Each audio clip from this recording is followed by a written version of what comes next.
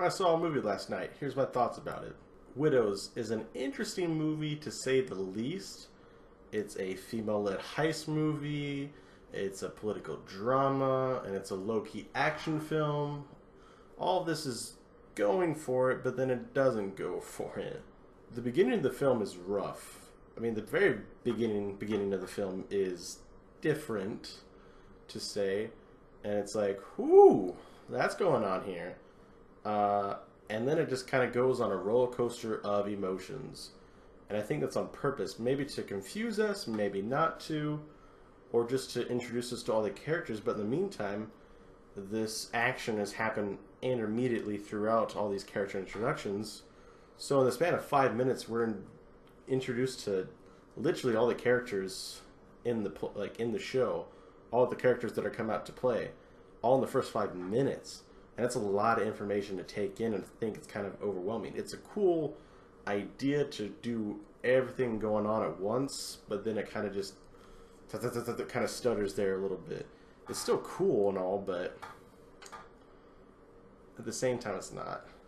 The husbands are just crappy. That's what we get after the end of all this montage of action and lives, is that all the husbands are crappy, except for one who seems nice, but in the end we found out is crappy anyway. So why do we care about the husbands, you know? And obviously the movie title is Widows, so these husbands I speak about die. I mean, it's in the trailers and everything. It's not really a spoiler. Widows have to have a husband die to be widows. That's not really a spoiler.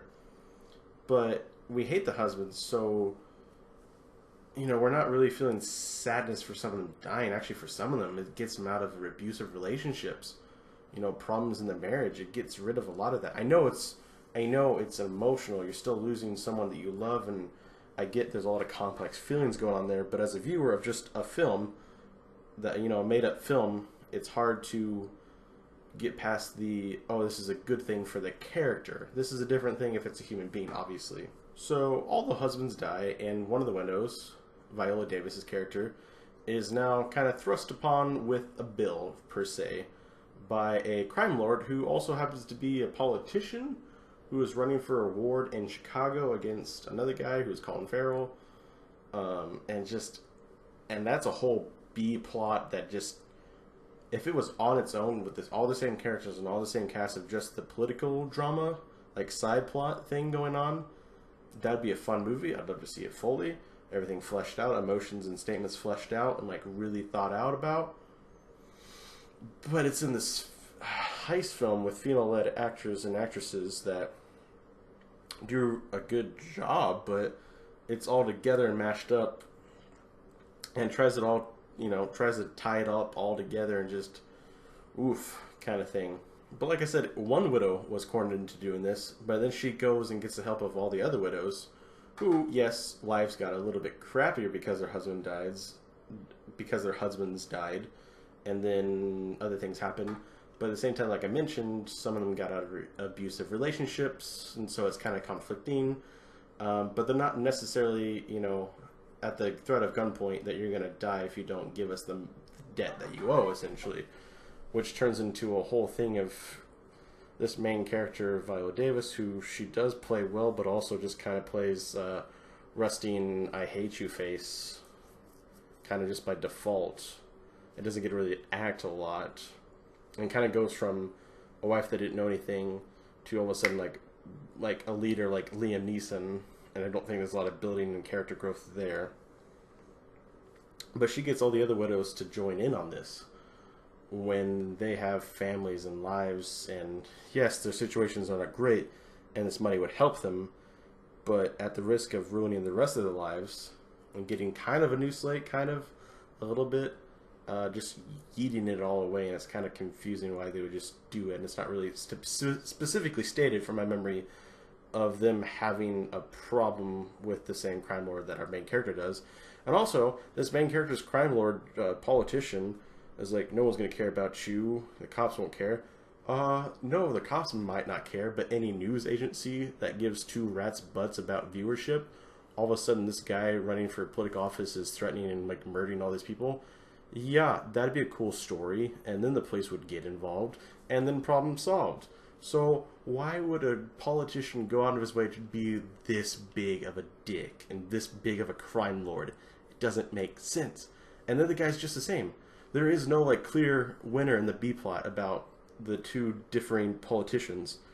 Both of them are assholes, and both of them do dirty crimes and dealings under the table and just all this jazz. None of them are good people, so we don't really care about the B plot and who wins, even though that does get solved out in the film. It's like, ooh, yay, go team, you know, whoop-de-doo. Michelle Rodriguez does well, but then again, it seems cashed in. And all the other widows, I can't really talk about because there's flipping of characters and emotions and plot twists. So I can't really talk about them and just say that everyone did either a good job or phoned it in hardcore. And I think you'll, if you ever watch the film, you'll recognize which ones I'm talking about phoning it in. The other ones that actually tried to put some acting forth. Steve McQueen directed this, and he also directed 12 Years a Slave. That movie is a masterpiece. If I ever do a review about it, I'm probably going to give it a 10 out of 10, but I need to watch it again. It's been a while. But this film, I saw on some review sites that it's getting compared to that in terms of being another masterpiece, being like aesthetically pleasing, like a great watch experience. I'm not seeing that. I still like almost all of Steve McQueen's work, and you know, if I had to watch this film again, maybe, but it should not be compared to 12 Years a Slave. That is just gold there, and this is not his best work. I think a lot of it comes just from the ending. It's got a twist there, but the twist is also told to you like 40-50 minutes before it happens, so it's not really a twist. There's a way that if they cut out a certain like 2-3 minute span there, the twist might have been shocking to some, but the film literally just came out and said, hey, this is a thing. And then at the end it's like, oh no, he didn't. At the end it's kind of like, okay, I'm not surprised, and there's no like extra twist or anything else that would extra surprise me. So it's just kind of like a, oh, like this thing finally happened that I knew was going to happen because you already told me it happened, when it could have been really suspenseful. And then for this being a heist movie, I really want to put money on the table and say, counting all the montages of shooting guns, getting weapons, getting vehicles, all that jazz, and the actual heist itself, of just scenes that are purely that.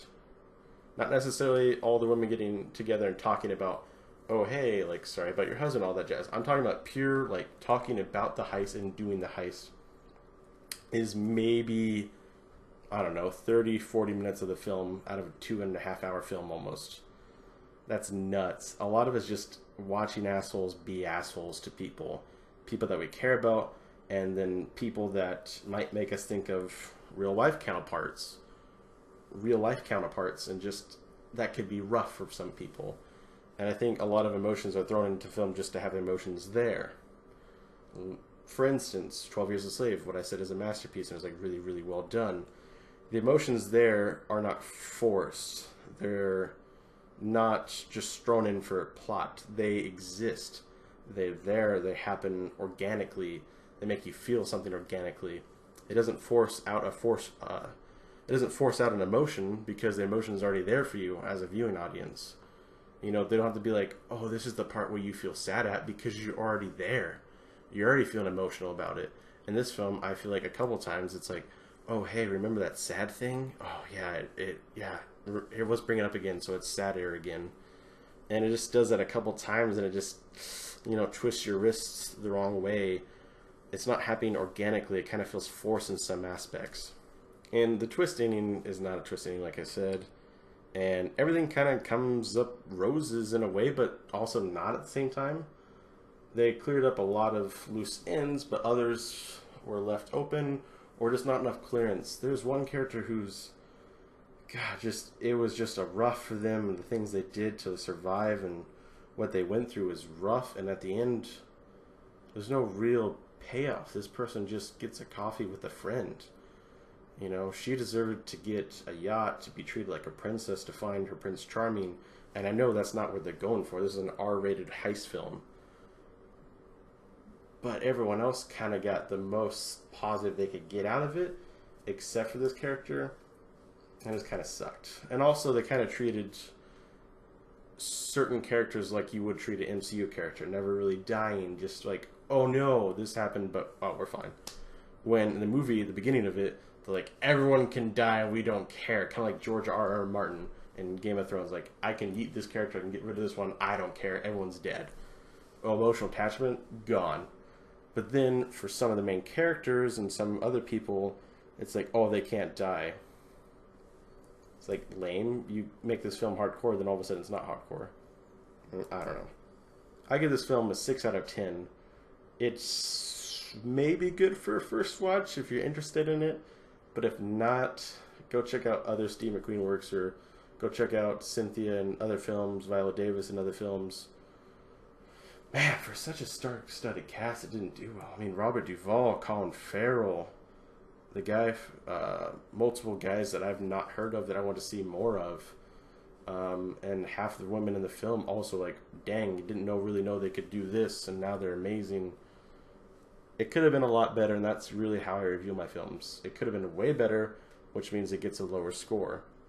You might beg to differ, but tell me just down in the comments below what you think. Or what would you rate it? Or are you interested in seeing it sometime this weekend with a busy Thanksgiving movie weekend that you could go and watch a lot of films in? But let me know.